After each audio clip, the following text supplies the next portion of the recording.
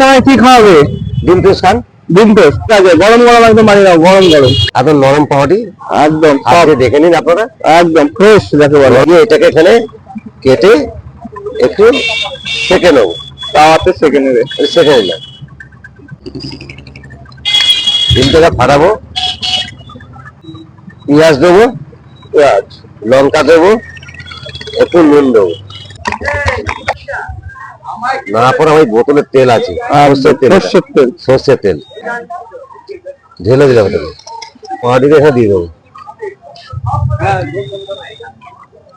কাঁচা ভাতটা ভালো করে পাই যাবে, এটা যা সেটা চাপবো, চাপার পর এটা উল্টে দিলাম, এখনো দেরি আছে।